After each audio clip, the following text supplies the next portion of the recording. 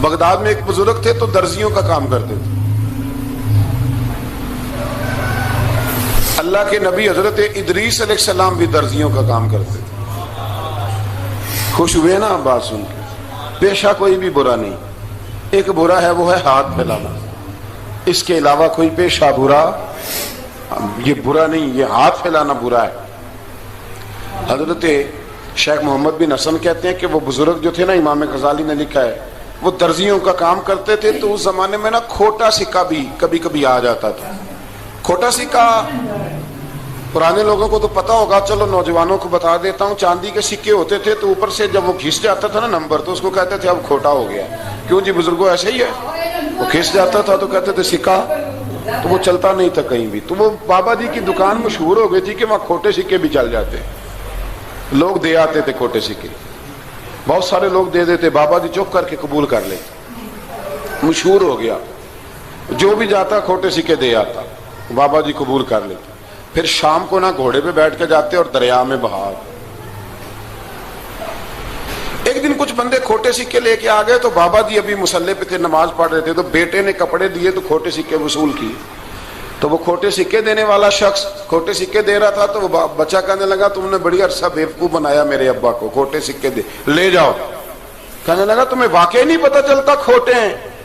کہا ابا جی کا نہیں مجھے پتا, پر مجھے تو پتا ہے نا, اور میرا ابا شام کو کھول کے دیکھتا ہے تو پھر جو کھوٹے کھوٹے ہوتے ہیں انہیں دریا میں بہا کے آتا ہے, لے جاؤ اپنے. اتنی دیر میں بزرگ نماز سے فارغ ہوئے, کہنے لگے نہیں نہیں بیٹے رکھ لے, کھوٹے ہی رکھ لے. سننا بات. کہا جناب کیوں؟ فرمانے لگے میں کھوٹے اس لیے رکھ لیتا ہوں کہ لوگوں نے پیسوں میں ملا کے دوسروں کو بھی تو دینے ہیں نا, تو میں چاہتا ہوں چلو باقی لوگ نقصان سے بچ جائیں, ہمارا تو گزارا ہو ہی رہا ہے, باقی لوگ نقصان سے بچ جائیں. اور فرمایا پھر میں شام کو جا کے دریا میں ڈال کے آتا ہوں کہ کہیں میری اولاد بھی ان کو آگے نہ چلا دے. میں چاہتا ہوں کہ اور لوگ اس کام سے بچ جائیں. درویش کہتے ہیں کہ جب اس بابے کا آخری وقت آیا نا, تو جو اس نے جملہ کہا میرا کلیجہ پھٹ گیا. آخری وقت جو اس نے دعا مانگی تو فرماتے ہیں میرے اندر وجد اور کیف کی صورت پیدا ہو گئی. فرماتے ہیں ان بزرگوں نے اپنے آخری وقت دعا مانگی, اے اللہ میں نے ساری زندگی کھوٹے سکے قبول کیے تاکہ تیرے بندے شر سے بچ جائیں, تو یا اللہ تو بھی اس کھوٹے سکے کو قبول فرما لے. اللہ میں نے کھوٹے سکے قبول کیے, کھوٹے, تاکہ تیرے بندے تکلیف سے بچ جائیں. تو مالک میں بھی کھوٹا ہی ہوں, اللہ تو بھی اس کھوٹے کو قبول فرما لے. اور یہ دعا مانگ کے نا تو کبھی روتے کبھی ہنستے. لوگوں نے کہا کیا ہوا؟ کہتے ہیں لگتا ہے رب نے کھوٹا سکہ قبول فرما لیا, لگتا ہے کہ اللہ نے کھوٹا سکہ قبول. لوگوں کو تکلیف سے بچائیں. ہمارا وجود یارو مطلب کیا ہو جائے گا 2 منٹ کے لیے سمجھ لیں کیا ہو جائے.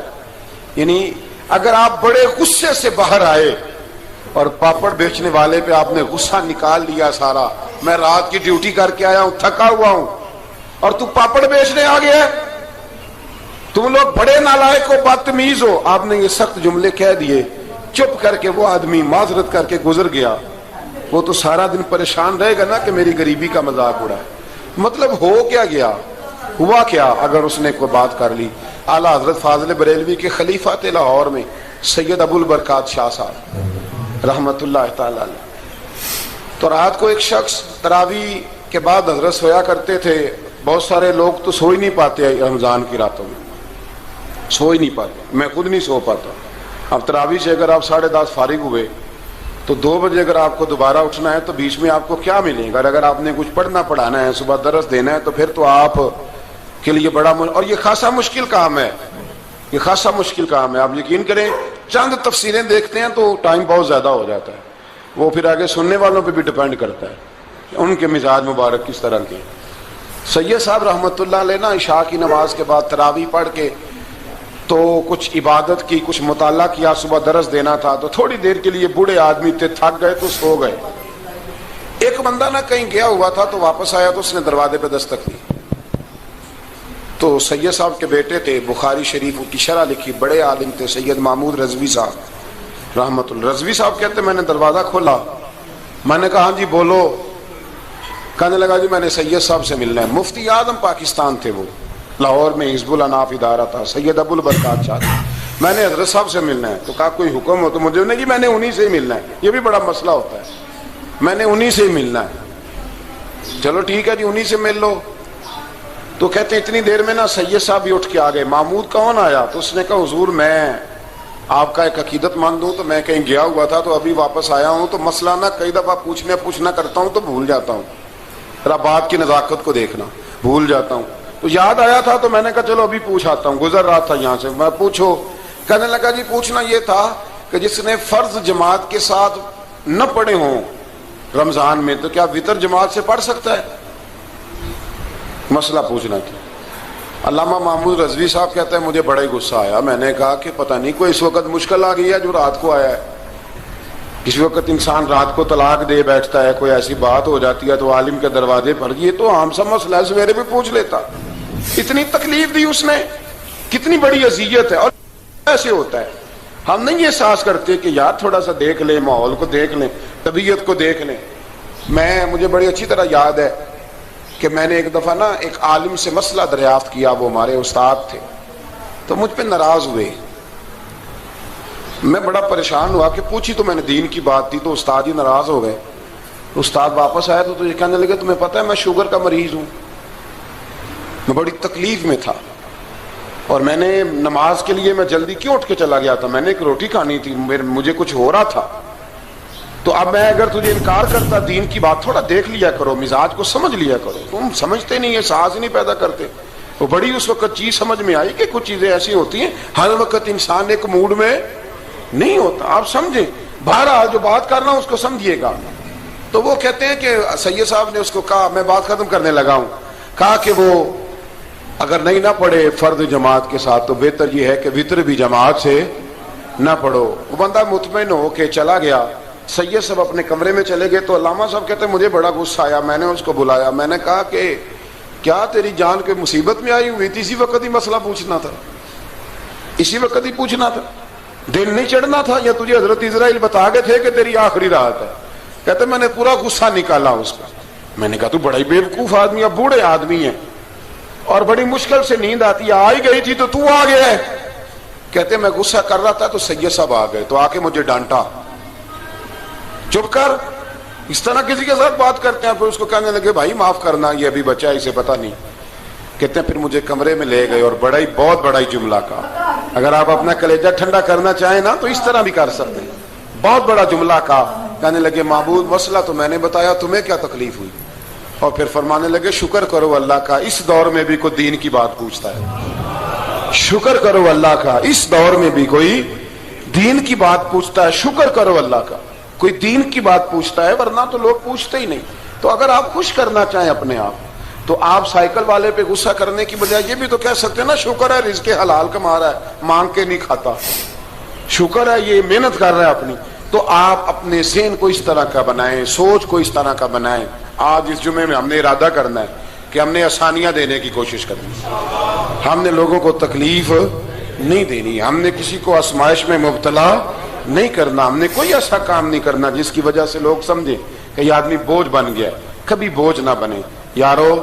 کتنا بدبخت ہے وہ آدمی جس کے مرنے کی لوگ دعا مانگے، اس کے مرنے کی۔ حضرت عبداللہ ابن مبارک کے پڑوس میں ایک یہودی رہتا تھا، یہودی تھا، یہودی۔ حضرت عبداللہ ابن مبارک مکان بیچنے لگے، حضرت عبداللہ ابن مبارک کا پڑوسی مکان بیچنے لگا، وہ یہودی۔ تو کہا تو کہا کتنے کا؟ 2000 دینار کا، 2000 دینار۔ تو انہوں نے کہا کہ اس گلی میں، اس محلے میں تو 1000 دینار کا مکان ہے، تو تیرا 2 کا کیوں ہے؟ کہنے لگے 1000 میرے مکان کا اور 1000 عبداللہ ابن مبارک کے پڑوسی ہونے کا، اس لیے کہ اتنا شاندار پڑوسی تمہیں کبھی نہیں ملے گا جس کی ہم نے کبھی آواز ہی نہیں سنی۔ 1000 روپیہ لوں گا ان کے پڑوس میں جگہ دینے کا، 1000۔ تو وہ شخص کہنے لگا یہ تو نے عجیب بات کر دی، حالانکہ تو یہودی ہے، یہ تو نے عجیب بات کر دی۔ تو کہنے لگا 3 دن میری گلی میں آ کے رہ، تو دعائیں مانگے گا کہ یا اللہ میں یہیں رہنا چاہتا ہوں، وہ دعائیں مانگے گا کہ اتنا اچھا انسان، اتنا خیال رکھنے والا، اتنا خیال